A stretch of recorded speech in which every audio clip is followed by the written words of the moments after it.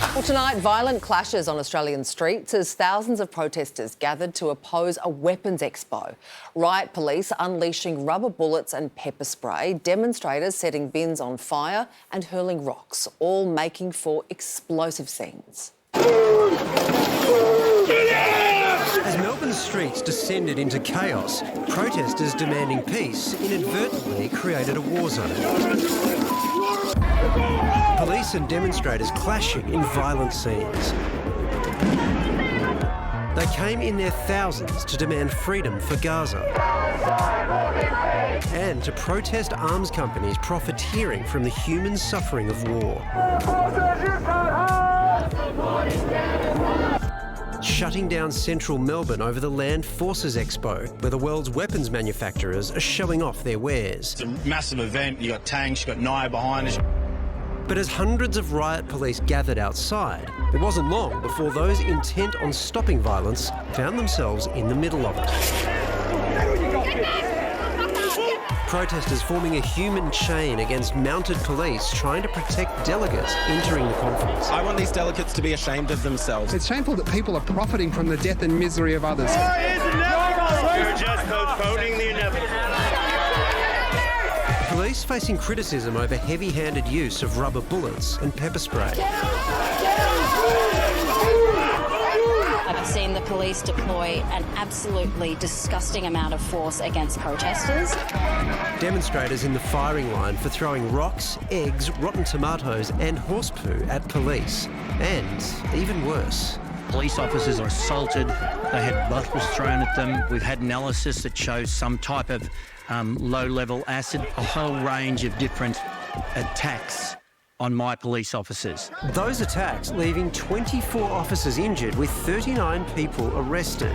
Police unable to confirm how many protesters were injured. They come here to protest anti-war, so presumably anti-violence. The only way I can describe them is a bunch of hypocrites. I saw police throw tear gas canisters directly into the crowd. I saw peaceful protesters get tackled and grabbed doing nothing. Extremely disproportionate, violent response from the police. Well, Extinction Rebellion's Brad Homewood was at the protest and is here to tell us more about what went down. Brad, nobody is denying the right to protest, but do protesters have the right to throw rocks and acid at police officers? Look, I think some context is really important here. We are peace activists and we're turning up to oppose an arms-dealing expo at the time where there's a genocide happening in the Middle East. We were largely, I would say, 98% peaceful, and I can assure you as someone who was on the ground that it was the police that escalated first.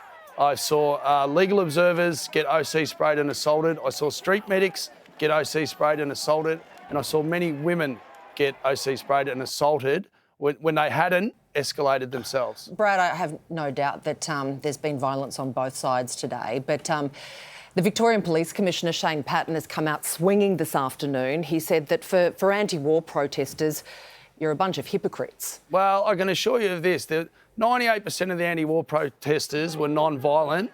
The same thing cannot be said of Vic Pol, and the same thing cannot be said of the arms dealers in there whose business model relies on death, destruction and the genocide and the killing of children. OK, so we're certainly not arguing against that, but we're arguing about what happened on the ground today. Victoria Police say that they were assaulted, pushed, shoved, had bottles thrown at them, cans of baked beans, faeces, acid. Their police horses attacked. Is this the right way to get the message across? Well, there's a couple of things to say to that. The first thing I'd say is everything the police say I take with a grain of salt, because they've got a history of being very loose with the truth, and that's been proven in court a number of times. OK, but I did see some things be thrown. I'm willing to concede that. I'm willing to admit that. When you see your friends and your loved ones being violently assaulted, being hit with chemical warfare, OC spray that you're not allowed to use in a theatre of war, but you are allowed to use on your own citizens, I'm not surprised that some people struggle to maintain non-violent discipline. Now, hopefully everyone at those protests does, but unfortunately, when things get heated and things get that hectic and people are brutalised by the police, some people lose control. I guess there's a question about exactly what the intention of let's accept not all the protesters, probably a very small fraction of the protesters was coming to the protest. We saw organisers release pamphlets calling for a citizen's arrest of organisers. That requires a physical confrontation. If there are people throwing acid or whatever, that sort of suggests that they came with that they were, to whatever degree you want to call it, armed as they approached the protest. Do you think there were people who were looking for a fight? Look, personally, I don't condone the use of throwing acid. I didn't see any of that myself. And again, I'd like to see evidence of that before I comment on that. People do come prepared because people know that Victoria Police are very loose with the OC spray. And OC spray was legislated originally as an alternative to shooting people with mental health issues. And they assured us that that's the only thing it would be used for. It's now used routinely and habitually by Victoria Police. And as someone who's been sprayed before, I can assure you it's a very nasty experience. Yep. So there are a whole lot of questions about the police response here and questions of police brutality, which deserve agitation and frankly do get agitated. Maybe it's not as much as you would like, but they do. We've had those conversations on this show before. But I'm interested in those protesters who came to the protest today. When you're asking people to conduct a citizen's arrest, you're asking for a physical confrontation with someone, aren't you?